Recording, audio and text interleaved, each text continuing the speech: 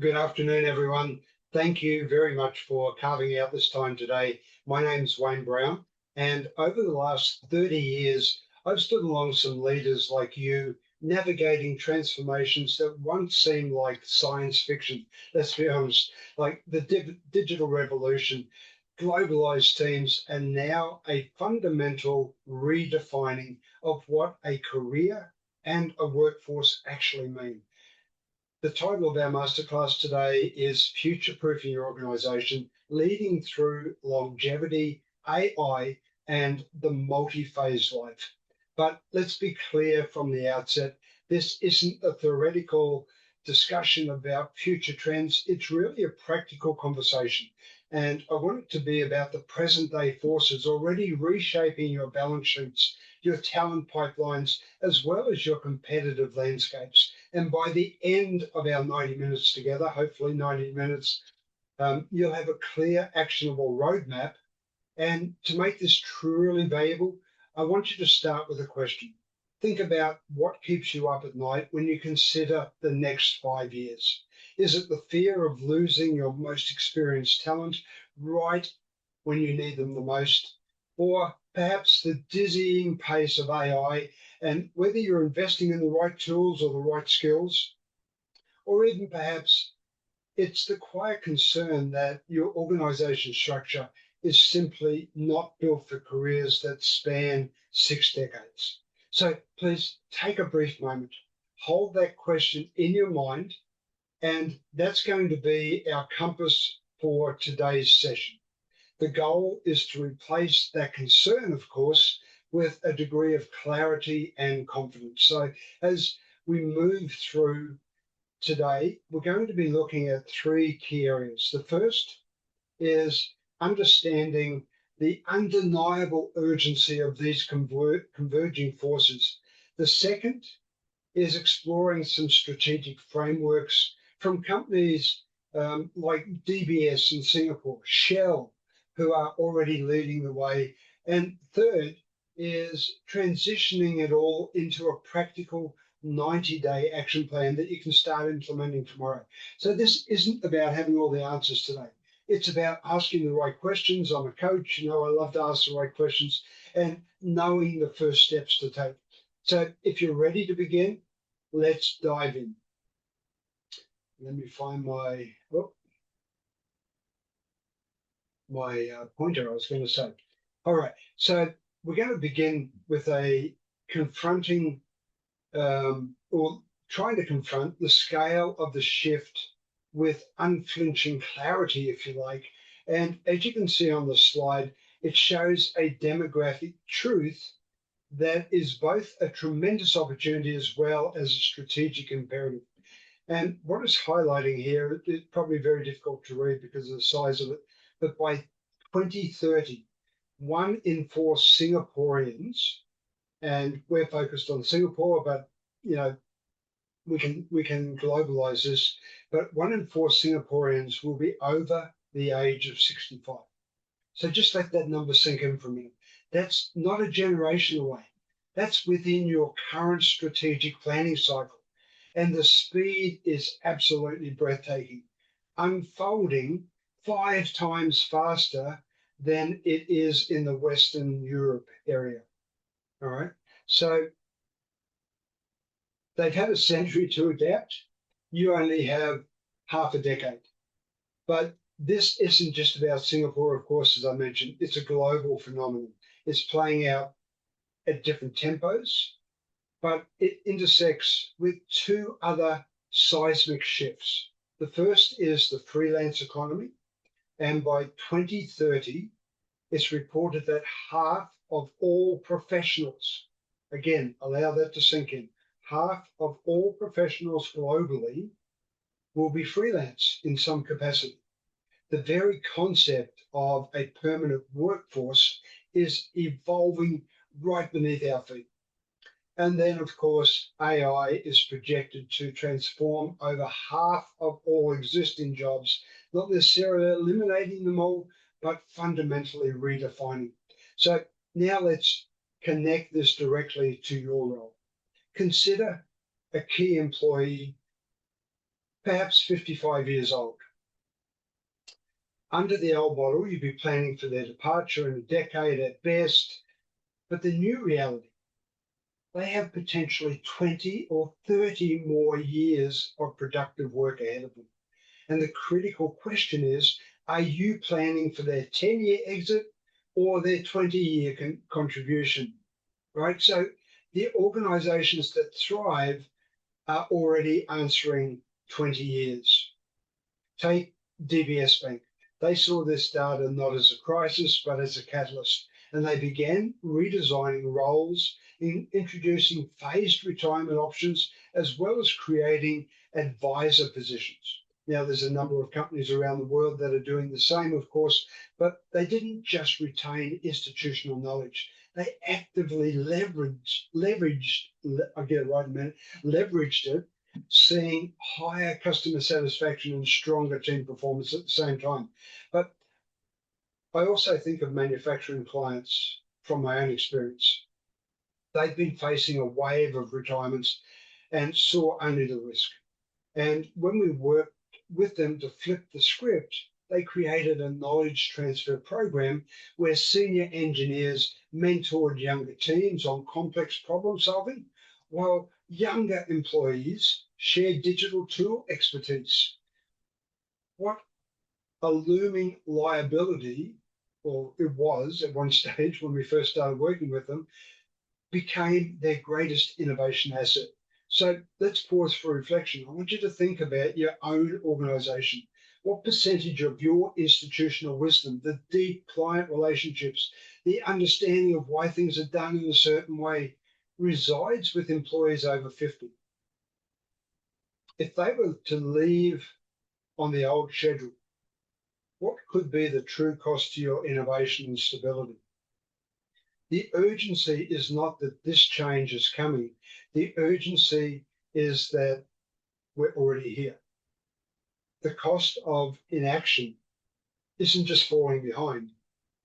It's the active erosion of your most valuable asset, and that's your people's potential. All right, so that's not a new statement, but the dynamics, the paradigm is shifting here. And the time to build a new playbook, well, guess what? It's right now. Okay, so with that in mind, to navigate this new landscape, we need to understand the three fundamental forces that are collectively dismantling that 20th century module of work, and think of them not as separate trends, but as three current emerging issues into a powerful wave. First, the longevity revolution. This is more than people living longer, right? It's about that, of course, but it's the reality of the 50, the 60-year careers. And if somebody starts at 25, that could mean 85 is no longer a fantasy for their career. This forces a fundamental question. How do you keep a human being skilled, motivated, and engaged for 6 decades? This isn't a HR policy tweak, by the way. That's not the answer. It requires a complete redesign of learning, benefits, career paths, just to name several things. Second, and we all know, AI disruption. I want to be really precise here as well. The biggest impact of AI is not mass job replacement. Some may differ with me, but I don't believe so. It's job transformation. AI will excel at automating many tasks, maybe routine, data-sensitive tasks as they are already. Maybe it will grow, maybe it will expand, depending on who you believe and you listen to. But in doing so, it will also dramatically amplify the value of the most human skills: creativity, ethical judgment, empathy, complex problem solving. The future of work is a partnership, we all hope at least, human intelligence amplified by artificial intelligence. All right, well, that's two things. The third is the collapse of the three-stage life. So if you've ever heard of that term before, it's talking about a linear path where we learn as our first stage, We then work as our second stage, and we retire in our third stage. Well, that linear path is now shattered. In its place, we see a multi-phase life. A 45-year-old takes a sabbatical to care for a parent and learn AI coaching. A 60-year-old executive transitions into a portfolio career advising 3 startups. A 30-year-old spending 2 years freelancing to travel. Careers are becoming a series of chapters, not a single relentless climb. I mean, I can use myself as an example. I'm 65 this year. 2-3 years ago, I pivoted into a new career direction, right? These forces don't operate in isolation. They intersect. The 3 forces: longevity, AI disruption, and the collapse of the three-phase life. So longevity means that people need multi-phase careers to avoid burnout. AI makes those careers pivots possibilities by automating old tasks and creating new ones. And this isn't a menu where you can choose one. It's an interconnected system. Think of it as a systemic ecosystem where all 3 paths have a ripple effect on the other. All right. Consider Grab. They created an internal talent marketplace where employees at any age can bid for projects based on their skills, not on their job titles. This addresses all 3 forces at once. It provides flexibility for career longevity, leverages new skills, often related to the AI disruption, and supports non-linear movement, i.e. the multi-phase approach. The result, in 2023, they redeployed 30% of their staff internally without a single layoff. So my challenge to all of you is this: look at your own organization through this triple lens. Where's the friction greatest? Is it in the learning systems which are built for those 3-stage life? Is it in your performance metrics, which haven't caught up to the value of human skills in the AI world? Take a moment and jot down which of those 3 forces feel the most pressing for your role right now. This will be your focus as we move into the solutions later in this conversation. All right, so we're going to move into what I call the longevity dividend. So we can see the scale of the shift, hopefully.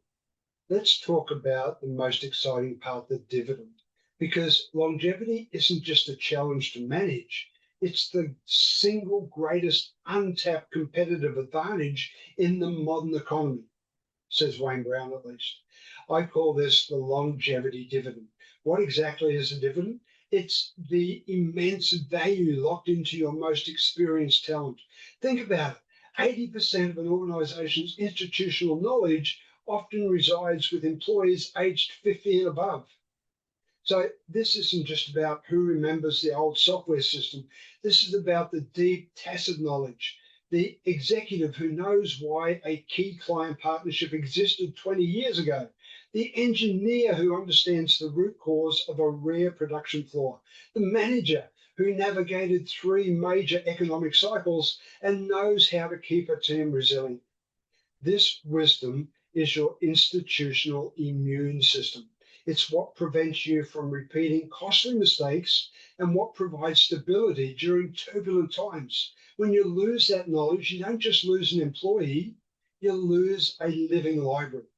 The companies that are winning are those that actively invest in this dividend. Let's return back to DBS and the DBS Bank.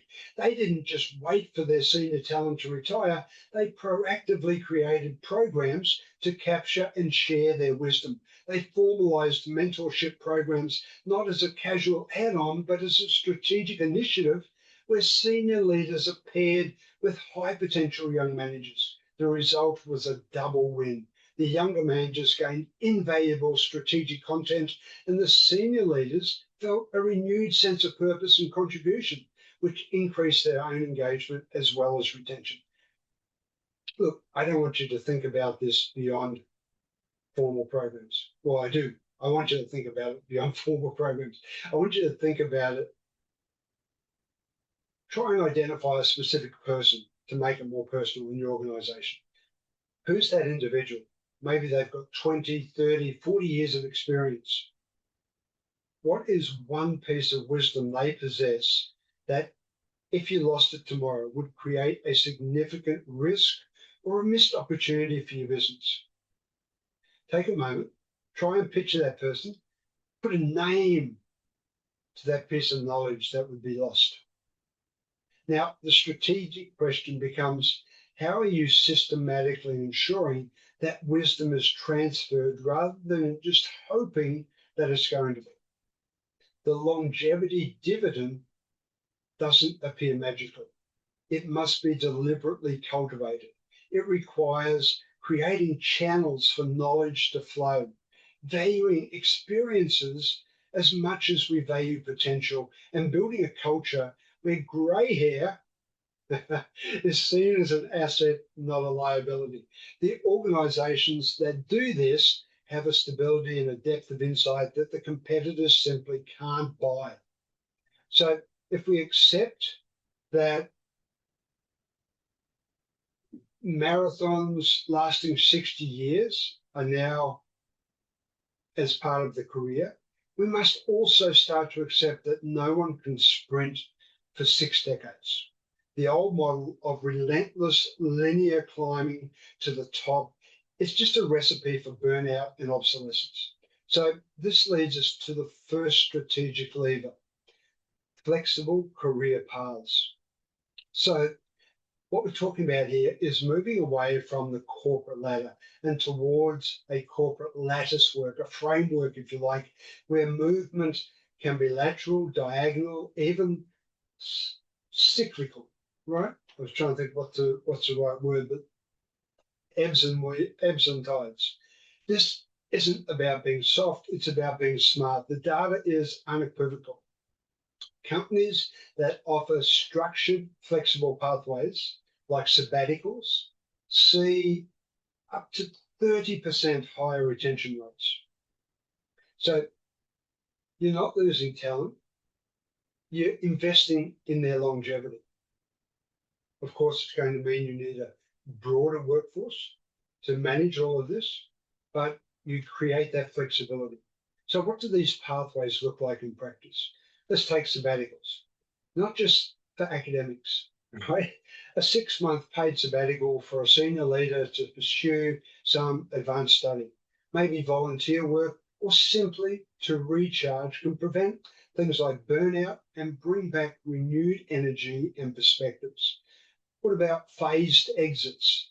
Instead of a hard stop at 65, an employee transitions to a 3-day week and then a 2-day week, focusing on mentoring and strategic projects. And this allows for a gradual knowledge transfer, and it really helps the individual adjust psychologically.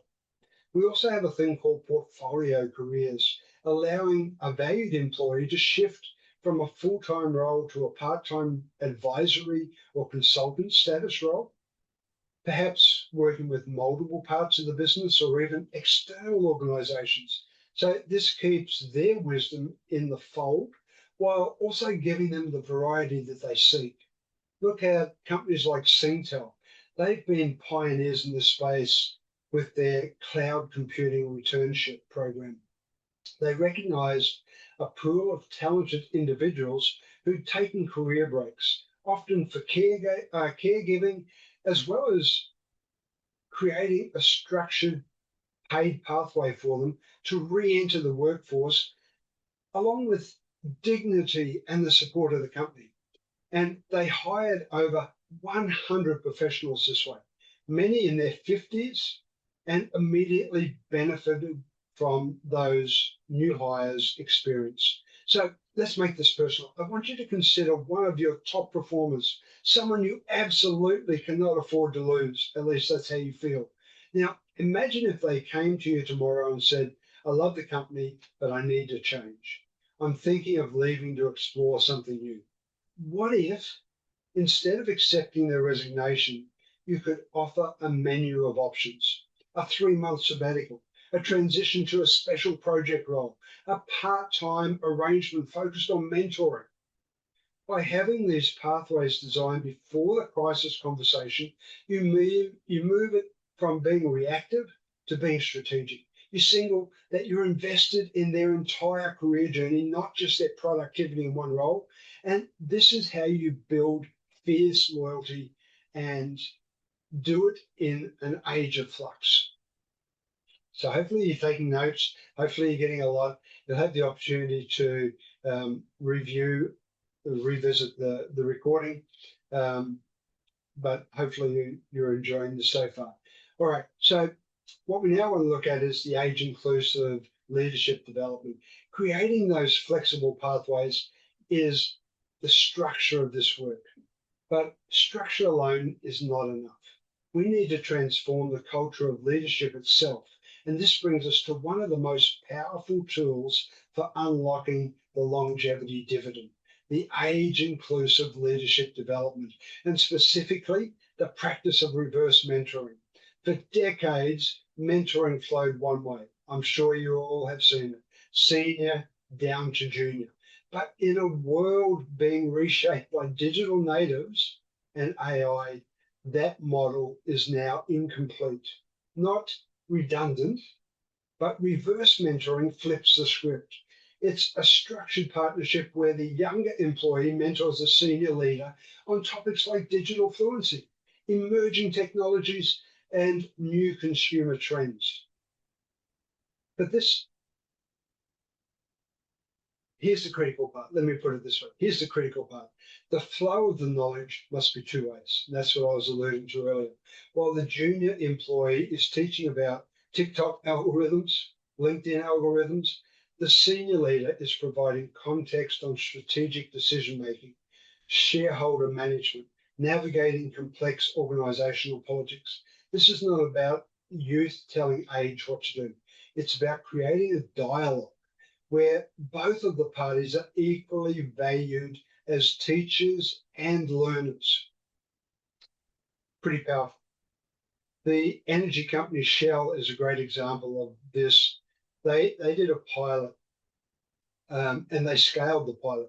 They paired hundreds of their senior leaders with younger counterparts, and the results were profound. They reported a 25% increase in innovation on their metrics that they measure in relation to teams that were in this pilot. Why? Because the innovation happens at the intersection of diverse perspectives. All right, diverse, senior, junior, somewhere in between. When you combine the deep institutional wisdom with fresh digital native insights, you often get that breakthrough idea that neither group could have generated alone or were unlikely to generate alone. And what this does is it helps to break down the most dangerous barrier of all, the unconscious digital ageism, the assumption that older workers can't learn new things. When a senior leader is being coached by a 25-year-old on using AI tools, it shatters that stereotype for everybody. It builds empathy as well as respect across all generations. So here's a very practical action that you can take right from this session, this masterclass. Something in the next week that I'd like to challenge you to initiate, at least a micro version of it. Identify one senior leader on your team, and it could even be yourself, right? As well as one younger, digitally fluent employee. Ask them to spend 30 minutes together. A simple brief, teach each other one thing. One of them shares something about the latest technology. The other shares a lesson from a past success or even a failure. The goal isn't to launch a formal program overnight. The goal is to spark a single conversation that changes the dynamic. There's some people I'm thinking about that I've coached over the years, and we've had conversations similar to this about some of the challenges of creating this dynamic in a team that's diverse with senior members and younger members. You'll be amazed at the energy and the ideas this simple act is going to release. This is how you build an age-inclusive culture, not with a massive HR initiative, but with a series of intentional human connections that signal a new way of leading. All right, let's keep going. We've talked about the human architecture. I'm just going to have a drink, just a moment.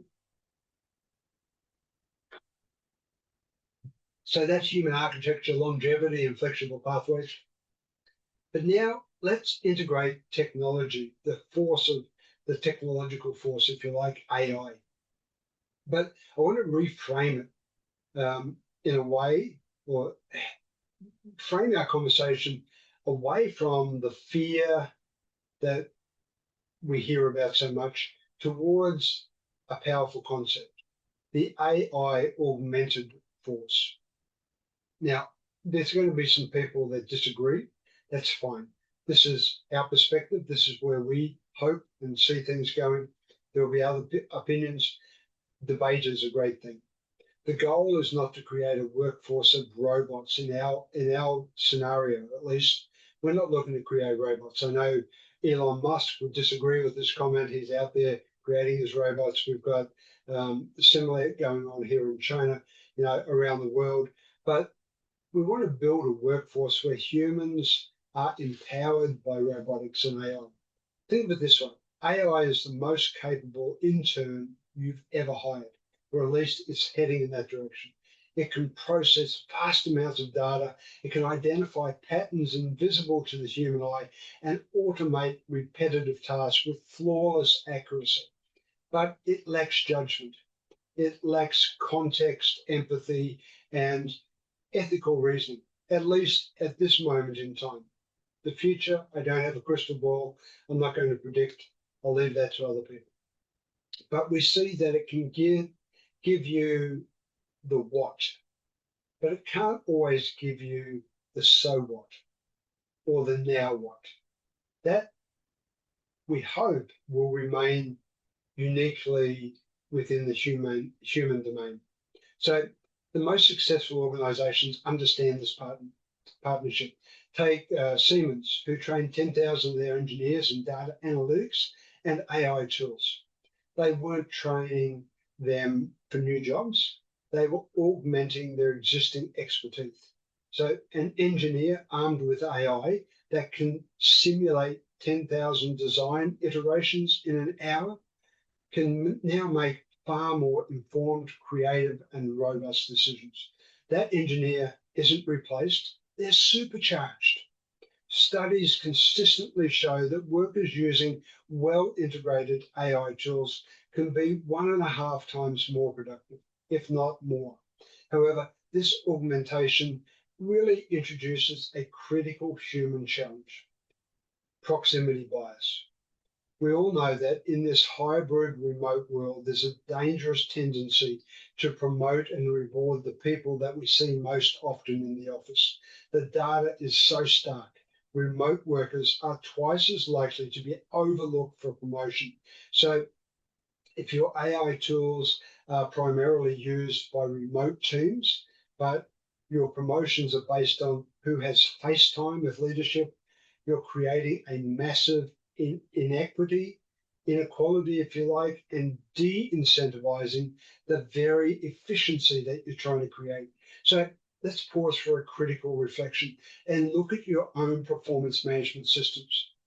Are your metrics based on tangible outputs and results, or are they subtly influenced by visibility? When you talk about rolling out a new AI tool, are you considering the culture change required to ensure everyone feels safe and empowered to use it, regardless of their location? The future of work is a symphony, not a solo. AI plays the instruments of data and automation with incredible speed and precision, but human leaders are still the conductors, providing the vision, the emotion, and the wisdom that turns the noise into music. Now, as we keep saying, this is the now. What the future holds, I'm not going to try and predict, but we believe an AI augmented reality is a reality. So your strategic task right here is to ensure your people are ready to pick up the baton. All right. So if we're moving towards a world of augmented multi-phase careers, then we need a new way to map and manage talent. Wouldn't you agree? The traditional org chart with its rigid boxes and the lines, it really, in this structure, becomes somewhat obsolete. It's like using a static paper map for a live flowing river. This is where our skills ontologies comes in. And this is quite revolution that's happening with forward-thinking HR departments. So what is a skills ontology? Simply put, it's a dynamic, it's a living map of the skills that exist within your organization, independent of job titles. Now, there's going to be a lot of older people listening to me and thinking, I don't like what I hear Wayne saying. But instead of thinking, I need to hire a senior marketing manager, let me try and make it more practical. You can start thinking, I need someone with skills in data-driven storytelling, SEO strategy, and cross-functional project leadership. The ontology allows you to see if that combination of skills is already existing in your finance department, whether it's in your product team or even in your pool of freelancers. Let's make this concrete. We spoke about Shell earlier, so let's use their example. They have over 10,000 engineers. Instead of managing them as a monolithic block, 10,000 engineers under the one banner, they mapped specific skills like carbon capture technology across this vast population of 10,000. And this allowed them to rapidly assemble agile, project-based teams from different divisions to tackle complex challenges. When a new opportunity or a crisis emerged, they didn't need to hire externally or restructure. They could tap into their internal skill graph and deploy talent with precision. This is one of the reasons why it's so critical for the multi-phase life, right? Because it liberates talent. It allows a 55-year-old engineer whose role is being automated to see a clear pathway to reskill into adjacent areas like sustainability consulting or AI ethics oversight based on their foundational problem-solving skills. So it makes internal mobility a data-driven reality, not a bureaucratic nightmare. I want to really try and simplify it even further if I can give you a simple exercise. Think of a critical project that's on your horizon, one that hasn't started yet, but not far away. Now, instead of listing the job titles you need, list 5, maybe 7 most critical skills that project needs for success. Maybe it's stakeholder negotiation, Python programming, skills design, change management, whatever it might be. Now ask yourself, do I know if I have people with these skills across my organization? Do we have a system to find them? And for most leaders, the answer is most likely, I'm not sure. That's a gap in skills ontology. And that's what skills ontology can fill. Sorry, that's a gap that you have currently, but that's a gap that can be filled through skills ontology. It's the infrastructure that makes flexible, agile, and longevity-proof careers possible. It's how you stop seeing people as occupants of a box and start seeing them as a dynamic portfolio of capabilities. Hopefully that made sense. I think it's a great tool and it's something that I really encourage all of you to get into. All right. Now, one of the most powerful applications of this new skills-based thinking is the formal recognition that career paths are not always linear.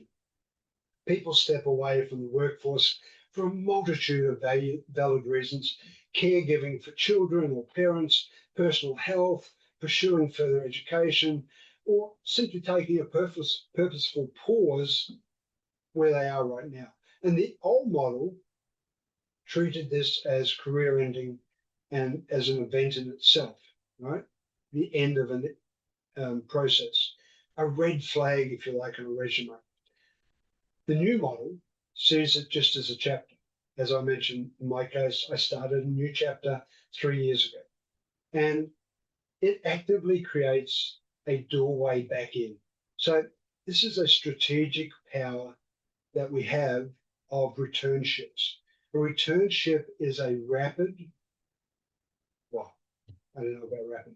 It's a paid, structured, project-based role designed for experienced professionals who are re-entering the workforce after an extended career break. So maybe they've been away on a sabbatical for 2 years. Right? And please note my language. These are not internships. These are for seasoned professionals. They're not about teaching the basics. They're about reactivating and leverage deep experience in a supportive environment. Singtel's cloud computing returnship is a masterclass in this concept.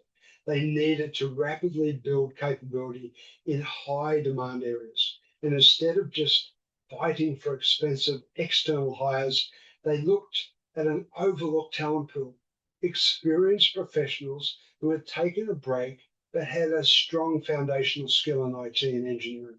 And they created a dedicated program with training, mentorship, and a clear path to permanent roles. The result, as I mentioned, they onboarded over 100 highly qualified, high quality hires who brought maturity, stability, and a fierce sense of loyalty to the company. But the benefits are even deeper than that. Returnships are a direct antidote to the longevity challenge. They're a signal to your entire workforce that you value life experience and that your organization supports people through all phases of their life. It tells your 35-year-old high potential employee that if you need to step away for a few years, there'll be a pathway back. This builds incredible long-term loyalty and it makes your employer brand truly resilient. So again, I'd like you to think about the hidden talent in your own network or your industry. Who do you know?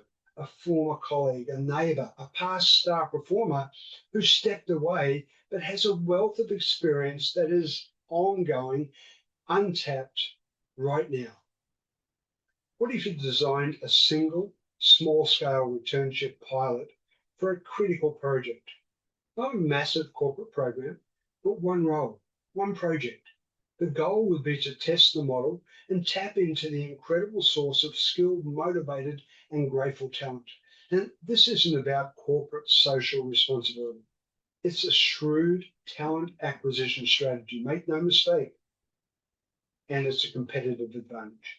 It's recognizing that a career break doesn't erase talent, it often refines it with perspective and resilience that you just can't teach. I hope you're enjoying. Hopefully you can understand a little bit of the passion that I have around this topic. I've been exploring this in real depth in the last 12 months. It's been something that I've enjoyed over a longer part of my career, but in the last 12 months, I've really been deep diving and researching this, and it's something that I've now decided to make shift direction, if you like, for our company, and we're going to focus on this. We're hoping to become the industry experts on this topic, future proofing, and we'll hear more about that as we go forward. But really excites me. So we've talked about mapping skills with an ontology, skills ontology.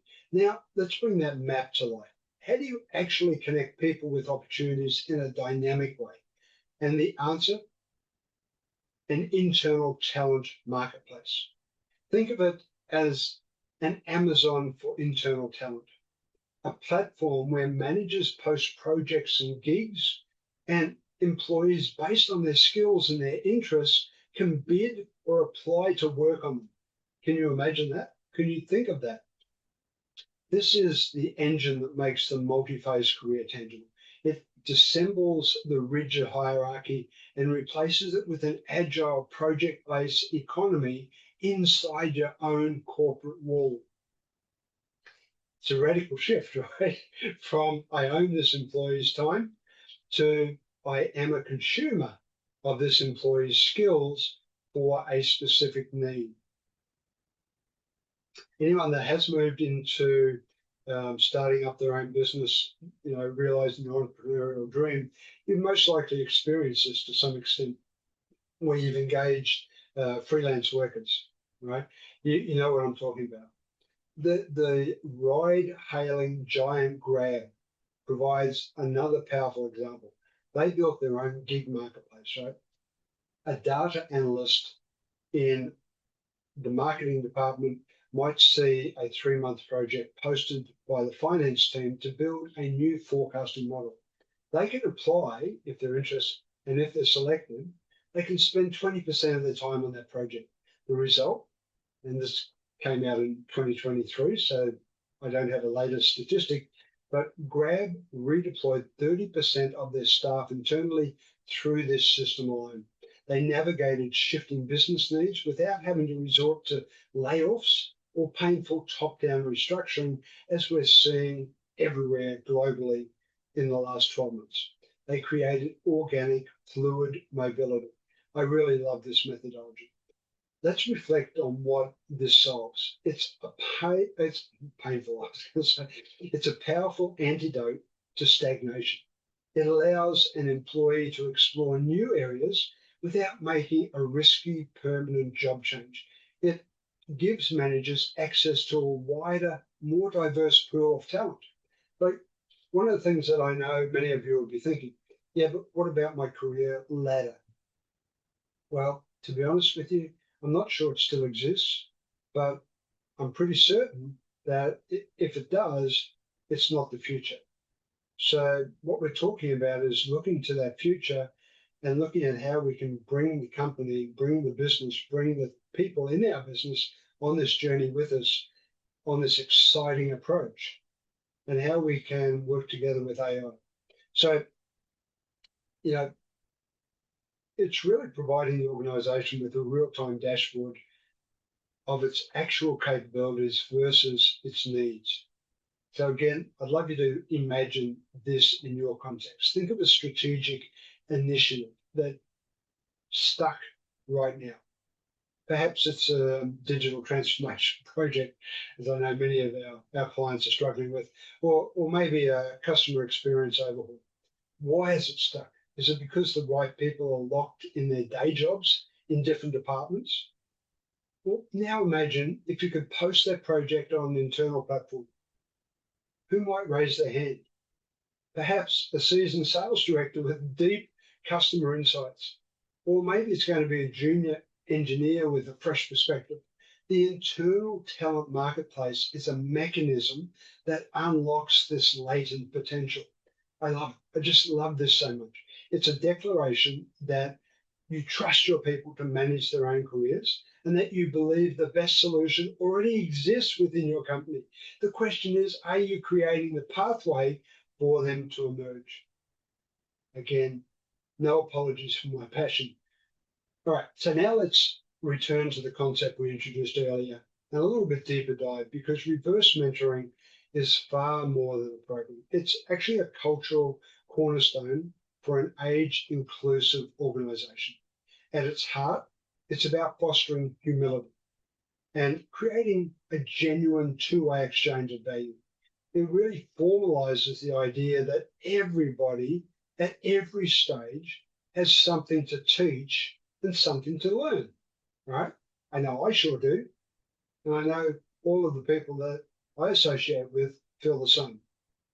Now, we mentioned Shell's success, but let's look at the professional services firm PwC.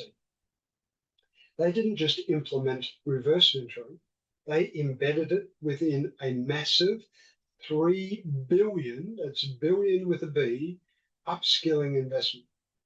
They recognized that technology or technological training alone wasn't going to be enough.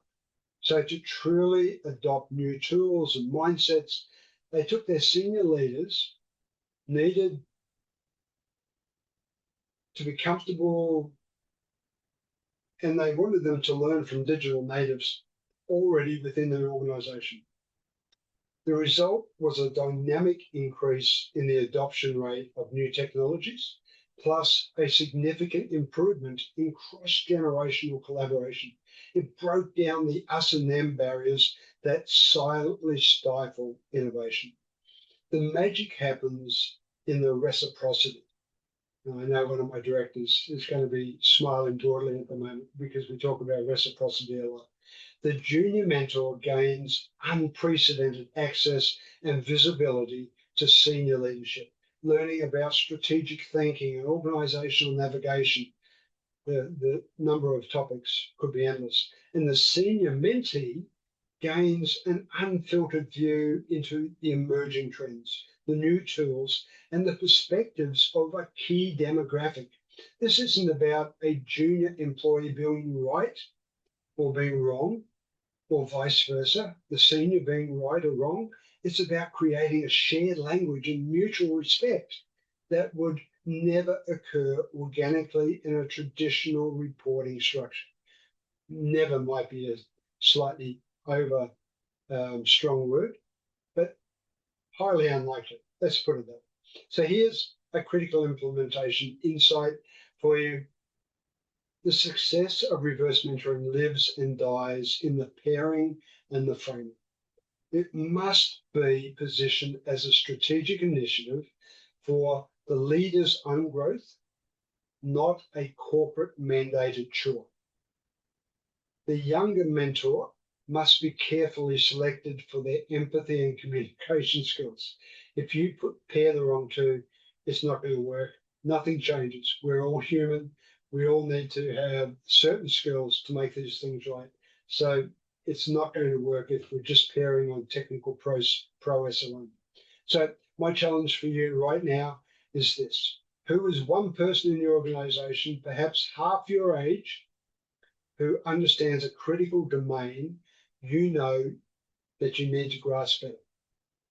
It could be AI, it could be social media marketing, that's my bane at the moment, or the nuances of the Gen Z workplace, right? What would it take for you to formally ask them to be your mentor on a topic for the next 90 days? Just think about that single act of vulnerability and intentional learning. And the message it's sending is so powerful.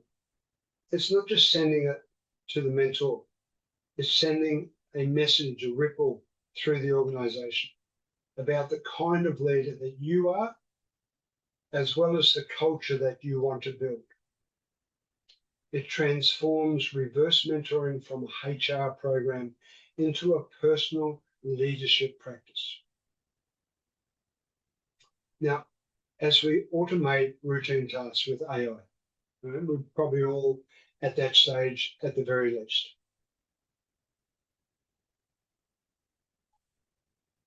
As we do that, the premium on distinctly human skills really skyrockets. This leads us to a crucial investment, cognitive fitness.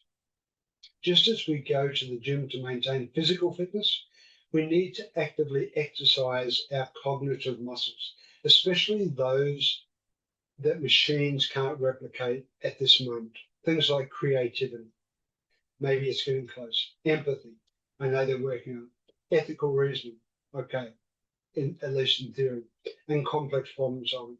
This isn't about preventing decline, it's about building a competitive advantage.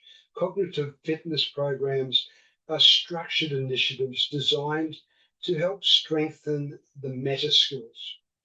This goes beyond traditional training. It's not about learning a new software, but it's about practicing how to think more creatively, collaborate more deeply, and even navigate ambiguity more effectively. I work with a technology company that introduced what they call problem-solving labs. And once a week, cross-functional teams gather for 90 minutes and they tackle a real thorny business problem using design thinking methodologies. Actually, I wrote about it in my book that we released 5 years or so back. There's no pressure to produce an immediate solution.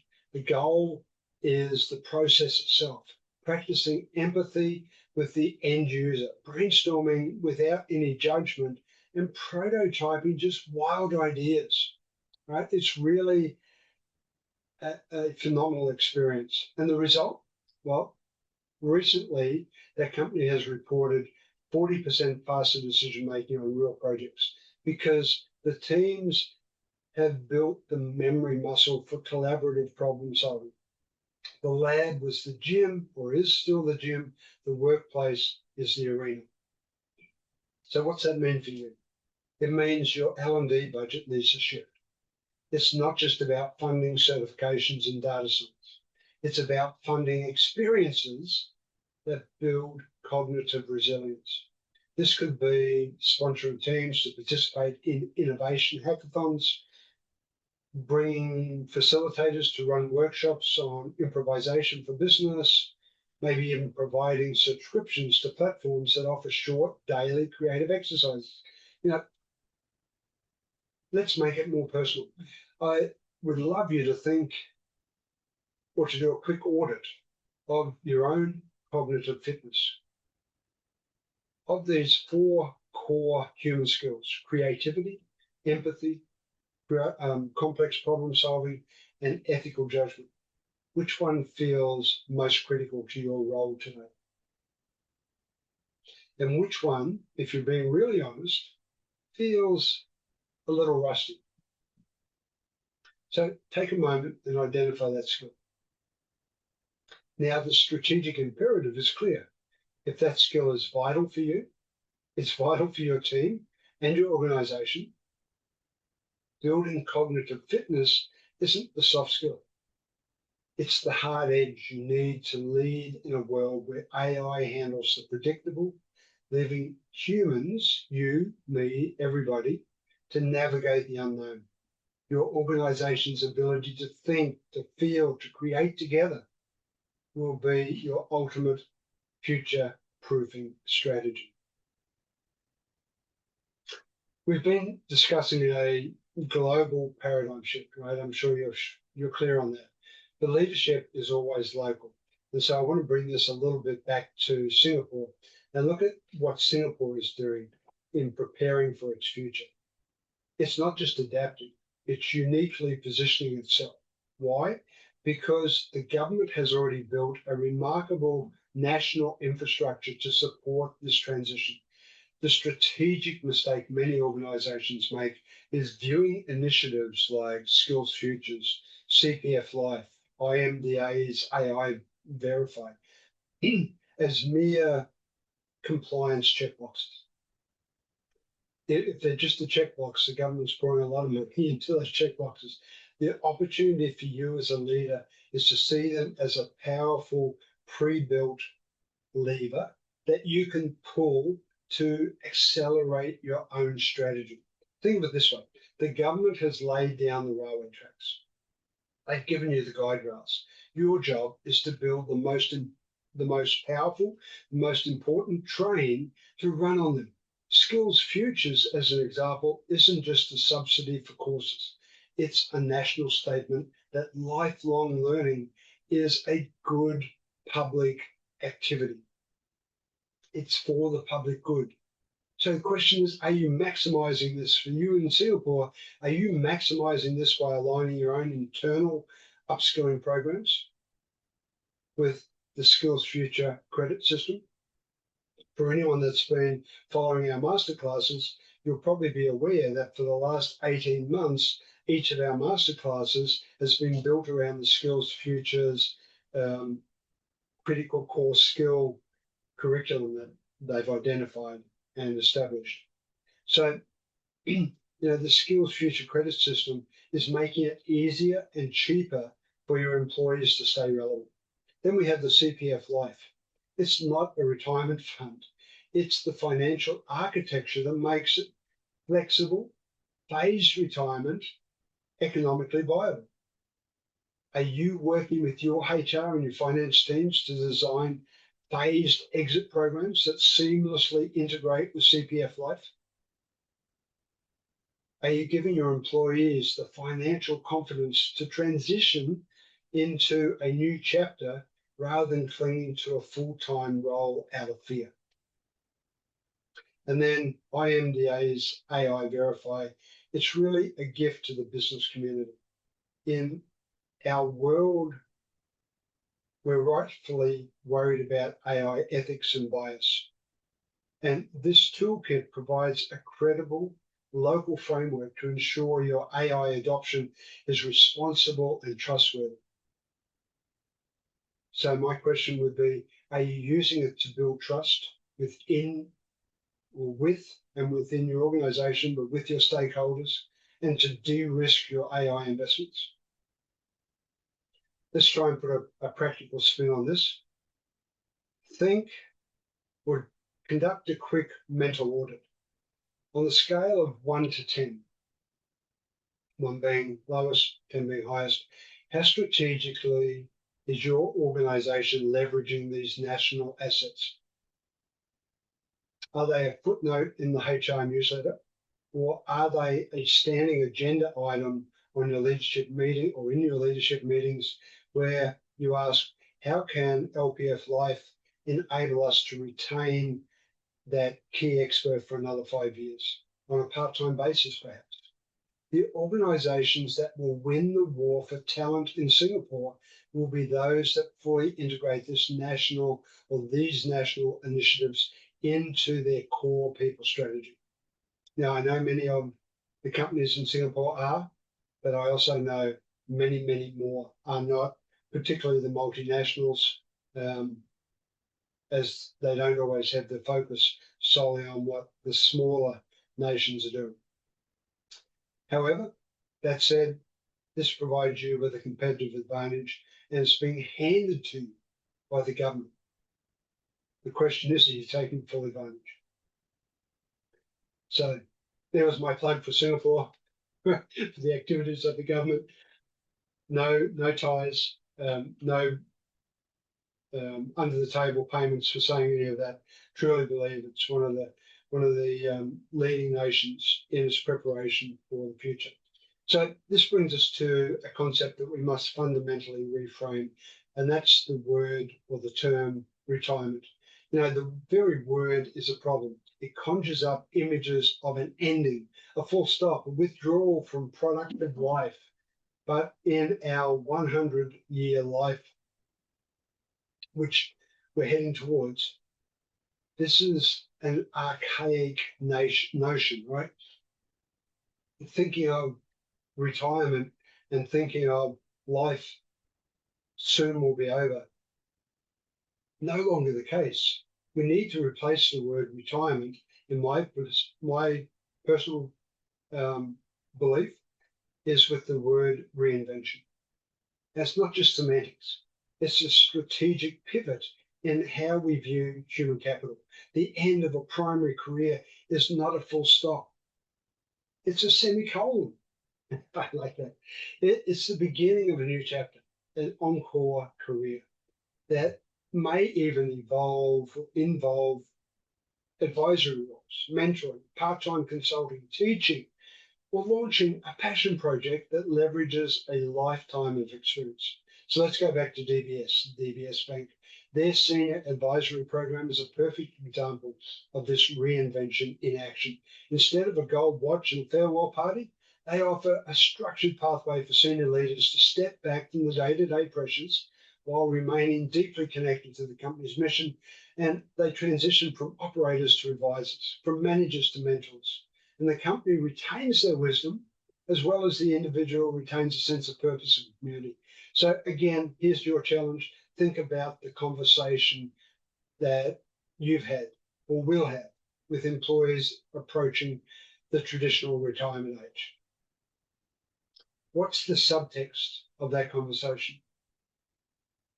In many cases, is there even a conversation, right? 40 years, and all you may get is the opportunity to say goodbye to your friends.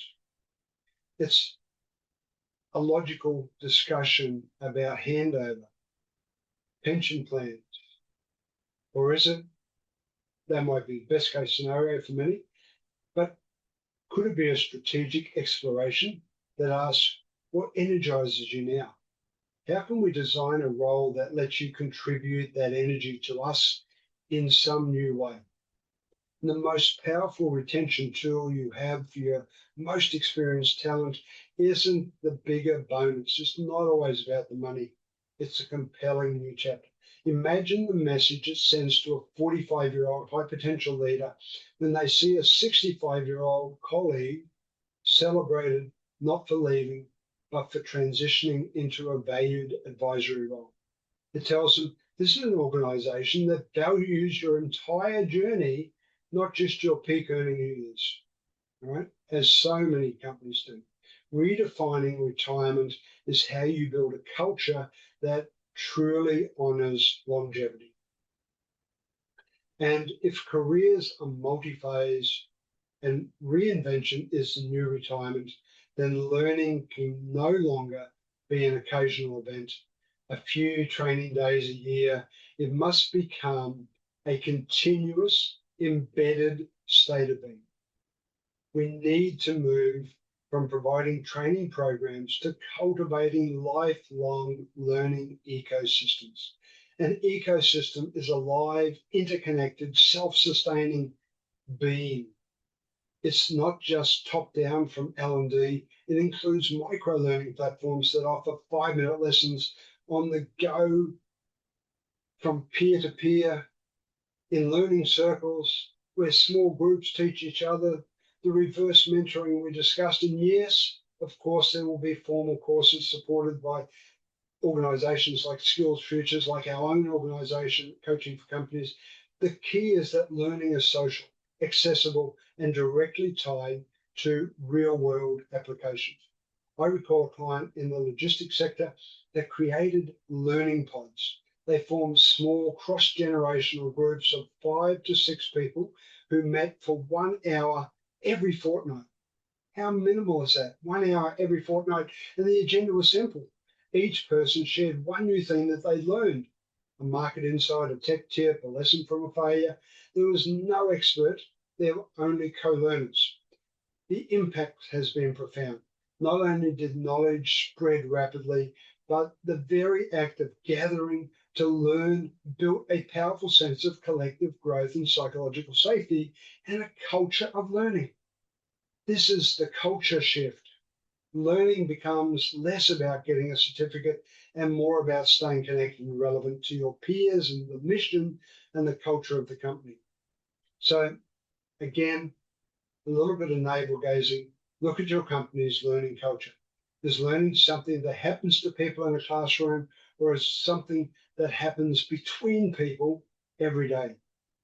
Now, I know coming out of the L&D space, this is one of the things that is most challenging for L&D organizations.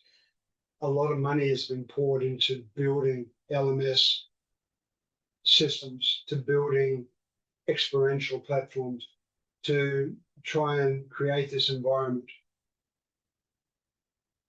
Are they there? Maybe, maybe not. Question is, how are you creating spaces physically, virtually, for those spontaneous aha moments to be shared and scaled? The ultimate test of your learning ecosystem is this. When an employee faces a skills gap, is their first instinct to wait for a corporate training module? Or is it to tap into their network, their pod, their mentor, or a micro-learning resource to find the answer? Little plug here, the Future Proof Executive Program, 15 modules, each module 4 topics, micro-learning, structure, coming soon. Stay tuned. End of this discussion, I will tell you more. What we're talking about is building this self-sustaining ecosystem, which is the ultimate insurance policy against obsolescence. It ensures that as the world changes, your people aren't just keeping up, they're leading the change. All right, we're on a roll, team. We're on a roll. Let me just have a quick drink. So far we've covered systems, strategy, skills, but all of it is for naught if it doesn't culminate in one thing, and that's culture. We started to introduce a little bit in the last topic.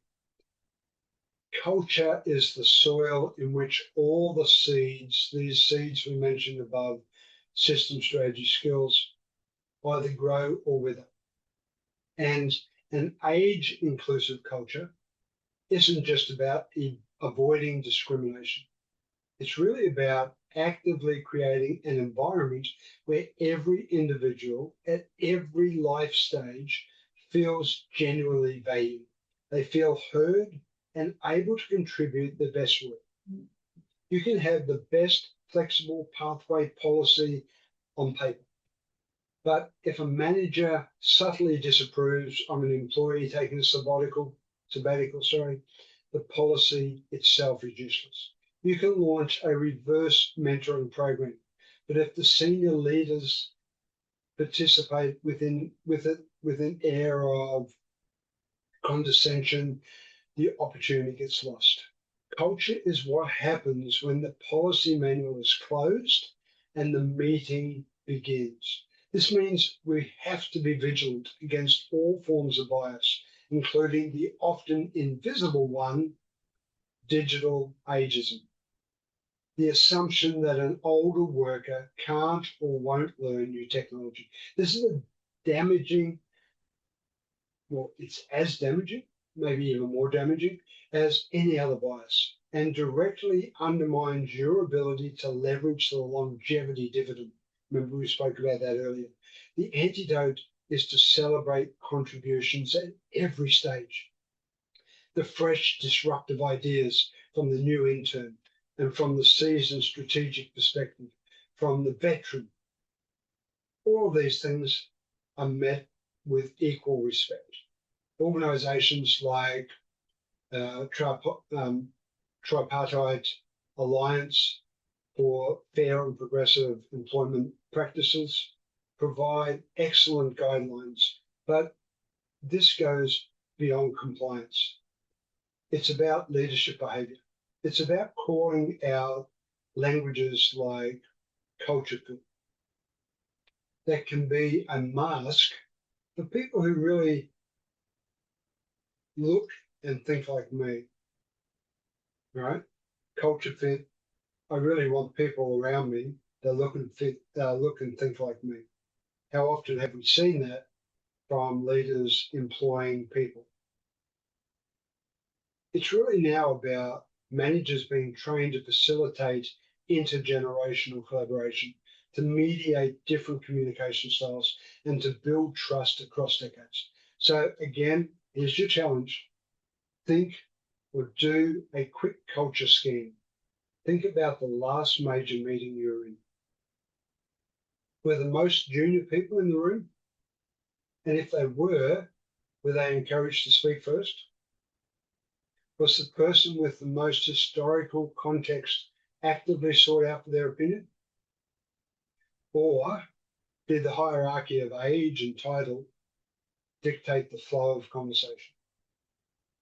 The true test of an age-inclusive culture is felt in the daily interactions. So, I mean, it's quite easy to cast your mind back to the last meeting, right? What we're talking about here is the sense that your value is not determined by your birth year, 1960 in my case, but the unique perspective and capability you bring to the table. Building this isn't a program, it's a daily practice. It's a daily practice of inclusive leadership. It's the ultimate future proofing, because a culture that becomes a culture that welcomes, I should say, every generation is a culture that's going to be ready for any future. All right, we're getting close, Tim. We're getting close to the end. We've covered a vast amount of ground. So let's pivot from theory to action. Let's take stock. So as you can see, this slide presents a simple yet powerful checklist. 2 questions. Is your organization future ready? Now, it's not an exam that you're going to pass or fail. It's a diagnostic to pinpoint your starting line. Let's go through these 2 questions together. I want to, well, I don't want, but I'd love for you to grade yourself as honestly as you can. Not for me, but for your own strategic clarity. All right, so the first question, do we have a task force that's exploring AI-augmented aging workers? Why this question? Well, it's forcing you to connect two of our big forces. It's not just about AI, and it's not just about aging. It's about that intersection. If you answer no, action step's pretty clear. Convene that cross-functional group. Their first task probably is to scenario plan what that partnership's even going to look like in that specific context. Second question, have you modeled workforce scenarios for 2030, 2040? It's about moving from the annual budgeting, from that short-term perspective, that shareholder mindset, to long-term vision. What is your workforce composition going to look like 5, 15 years from now? How many 70-year-olds might you have? What skills will be automated? If you haven't done this already, the action is going to be easy. Assign someone to build these models. Maybe it's a team. Use the data we started with today as your foundation. Again, you can get the recording from our YouTube platform. But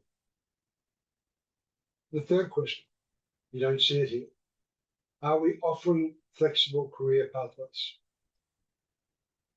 This is the tangible test for our commitment to multi-phase life. If the answer is not really, and the question again, are we offering flexible career pathways?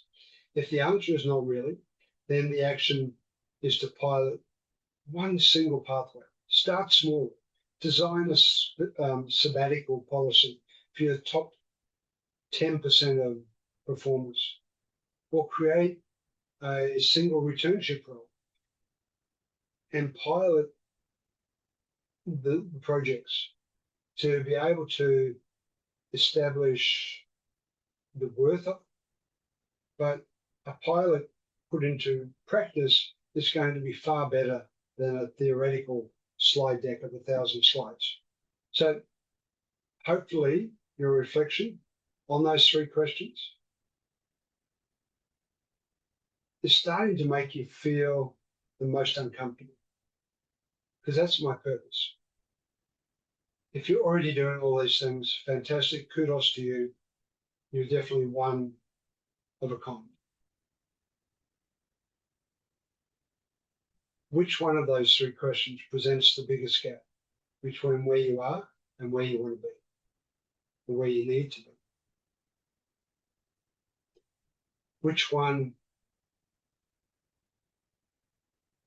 discomfort is going to be your compass?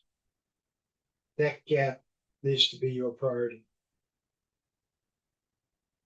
You don't need to tackle all three at once. I would tackle all three, but I would set a priority. The most important step is the first one, identifying the one thing that if you make progress on it in the next 90 days will create the most momentum, your needle mover action, if you like. Future-proofing is a journey of 1,000 steps.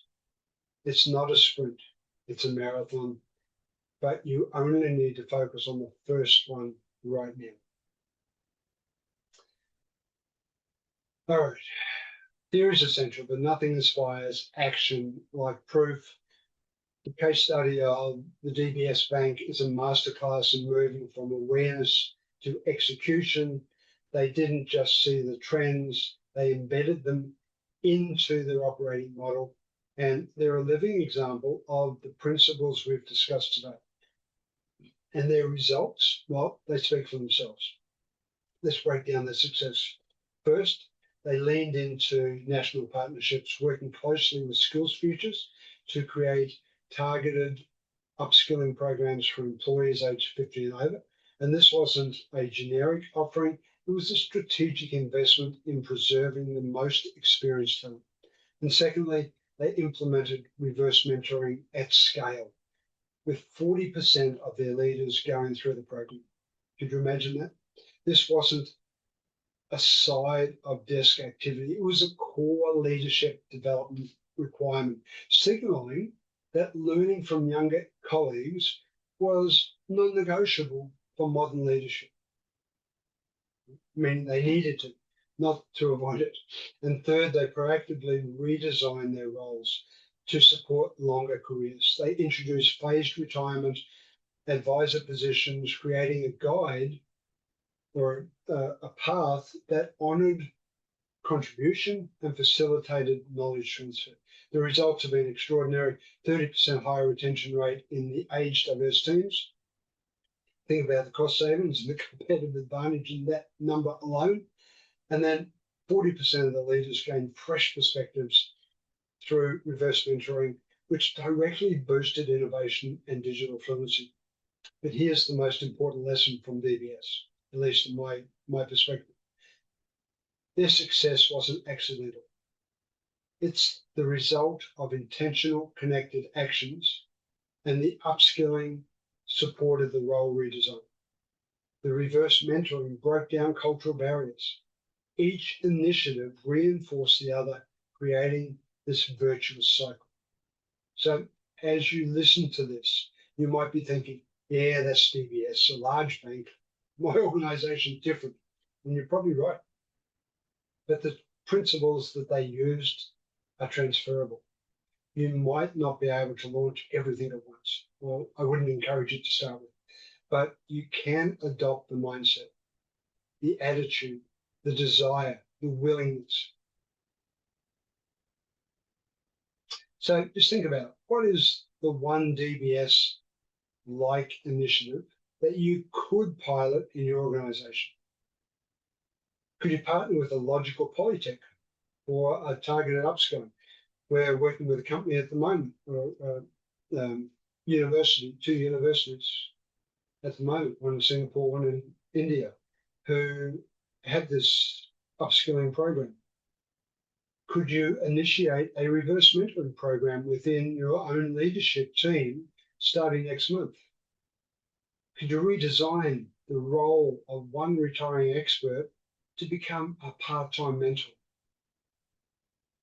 The DBS case study shows us that the future is not something that happens to you, it's something you build. They built it through clarity of vision and a commitment to action. You have the same capacity to start building yours today. All right.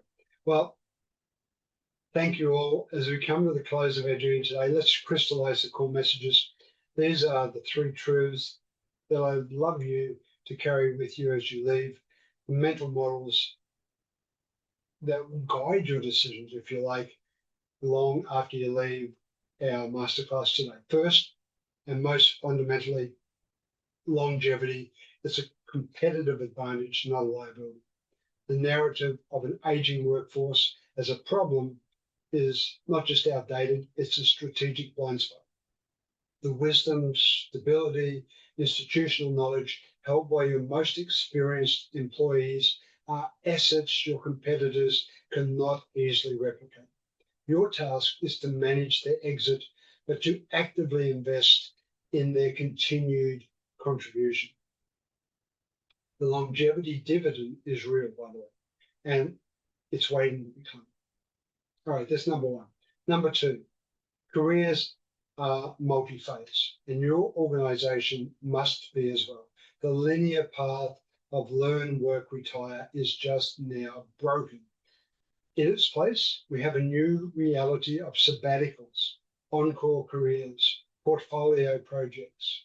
The organizations that thrive will be those that offer the flexibility for these chapters to unfold. This isn't about accommodating individuals. It's about building a resilient, adaptable talent system that can flex with the times. Your rigid career ladder must become a flexible lattice. And the third item, in this new world, freelancers and AI are strategic talent, not temporary fixes.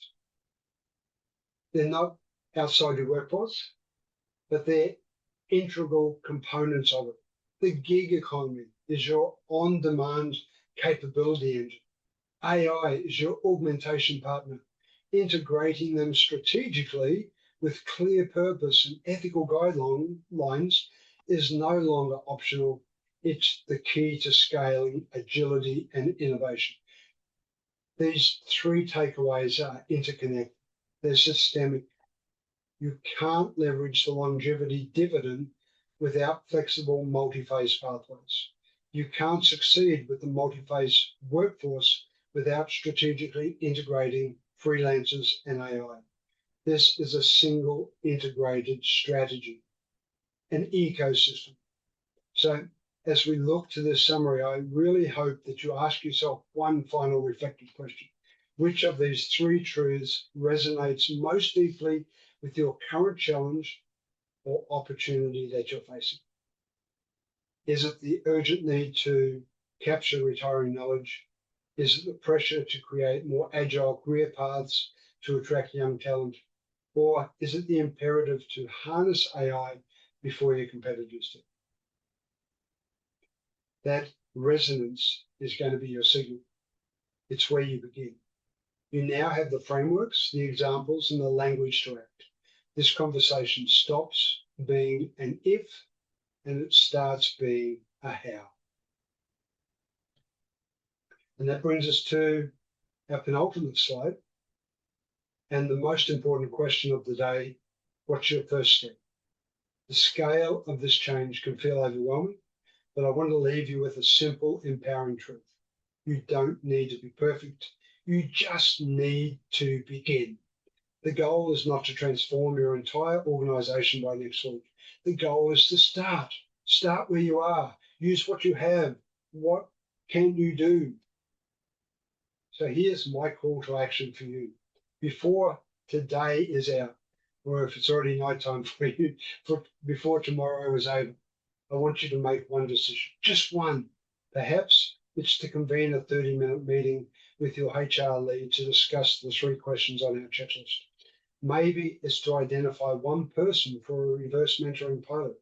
Or it could be as simple as sending an email to your team, sharing one key insight from today and asking for their feedback, their thoughts. That single decisive act is a powerful signal to yourself and to your organization that the future is near.